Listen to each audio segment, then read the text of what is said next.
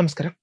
Sahara മരുഭൂമിയുടെ ഹൃദയഭാഗത്തു നിന്ന് പാലിയന്റോളജിസ്റ്റുകൾ കണ്ടെത്തിയ സ്പിർനോസോറസ് മിരാബിലിസ് എന്ന പുതിയ ദിനോസർ വർഗം ശാസ്ത്രലോകത്തെ ഒന്നടങ്കം അത്ഭുതപ്പെടുത്തിയിരിക്കുകയാണ്. ഏകദേശം 9.5 കോടി വർഷങ്ങൾക്ക് മുൻപ് നൈജറിലെ സമൃദ്ധമായ വനപ്രദേശങ്ങളിൽ ജീവിച്ചിരുന്ന ഈ ഭീമൻ ഇരപിടിയൻ അതുവരെ നമ്മൾ കരുതിയിരുന്ന ദിനോസർ ചരിത്രത്തിന് പുതിയൊരു മാനം നൽകുന്നു.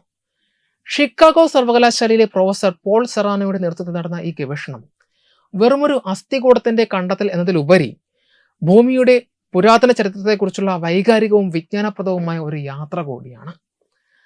സ്പിർനോസോറസ് മിരാബിലിസ് എന്ന പേരിന്റെ അർത്ഥം തന്നെ അത്ഭുതപ്പെടുത്തുന്ന സ്പിർനോസോറസ് എന്നാണ്. ഒരു സ്കൂൾ ബസ്സിനോളം നീളവും ടൺ കണക്കിന് ഭാരവുമുള്ള ഈ ജീവി അതിന്റെ വർഗത്തിലെ മറ്റ് ദിനോസറുകളിൽ നിന്ന് വ്യത്യസ്തമായി തലയിൽ വാളിന്റെ ആകൃതിയിലുള്ള ഒരു കിരീടം അഥവാ ശിഖരം വഹിച്ചിരുന്നു. 2019 ആദ്യമായി ഇതിന്റെ അസ്ഥികൾ കണ്ടെത്തിയപ്പോൾ ശാസ്ത്രജ്ഞർക്ക് ഇതിന്റെ പ്രത്യേകത തിരിച്ചറിയാൻ കഴിഞ്ഞിരുന്നില്ല. എങ്കിലും 2022 നടന്ന തുടർന്നുള്ള ഖനനങ്ങളിൽ കൂടുതൽ അസ്ഥികൾ ലഭിച്ചതോടെയാണ് ഇതൊരു പുതിയ വർഗമാണെന്ന് സ്ഥിരീകരിക്കപ്പെട്ടത്. മരുഭൂമിയിലെ താൽക്കാലിക ക്യാമ്പിലിരുന്ന് ലാപ്ടോപ്പ് സ്ക്രീനിൽ ഇതിന്റെ തലയോട്ടിയുടെ 3D ദൃശ്യം പുനർനിർമ്മിച്ച ശേഷം തങ്ങളുടെ ജീവിതത്തിലെ ഏറ്റവും വികാരനിർഭരമായ നിമിഷമായിരുന്നു എന്ന് പോൾ സെറാനോ സാക്ഷ്യപ്പെടുത്തുന്നു. ഈ പുതിയ കണ്ടെത്തലിന്റെ ഏറ്റവും വലിയ സവിശേഷത ഇത് കണ്ടെത്തിയ സ്ഥലത്തിന്റെ ഭൂമിശാസ്ത്രപരമായ പ്രത്യേകതയാണ്. സാധാരണയായി സ്പിനോസോറസ് വിഭാഗത്തിൽപ്പെട്ട ദിനോസറുകളുടെ ഫോസിലുകൾ പുരാതന തീരപ്രദേശങ്ങളിലാണ് കാണപ്പെടാറുള്ളത്. എന്നാൽ മിരാബിലിസ് എന്ന ഈ ഇനം കടൽ തീരത്ത് നിന്ന് 100 കണക്കിന് കിലോമീറ്റർ ഉള്ളിലായിട്ടാണ് ജീവിച്ചിരുന്നത്.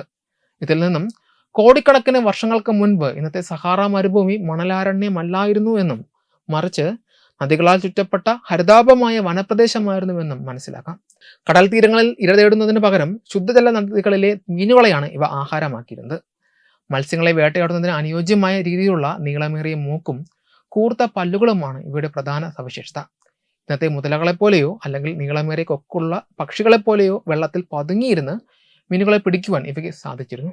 ഇവ പൂർണ്ണമായും വെള്ളത്തിൽ നീന്തി നടന്നിരുന്നവരോ അതോ നദീതീരങ്ങളിൽ മാത്രം കഴിഞ്ഞിരുന്നവരോ എന്ന കാര്യത്തിൽ ശാസ്ത്രജ്ഞർക്കിടയിൽ ഇപ്പോഴും തർക്കങ്ങൾ നിലനിൽക്കുന്നുണ്ട്. എങ്കിലും മിരാബിലിസിന്റെ കണ്ടെത്തൽ സ്പിനോസോറസ് കുടുംബത്തെക്കുറിച്ചുള്ള പഠനങ്ങളിൽ പുതിയ വാതിലുകൾ തുറന്നിടുകയാണ്. ഓരോ പുതിയ ഫോസിലും സഹാറയുടെയും ഭൂമിയുടെയും നിഗൂഢമായ ഭൂതകാലത്തിലേക്ക് നമ്മെ കൂടുതൽ അടുപ്പിക്കുന്നുവെന്ന് ഈ പഠനം തെളിയിക്കുന്നു. Web desk Tatwamayi TV.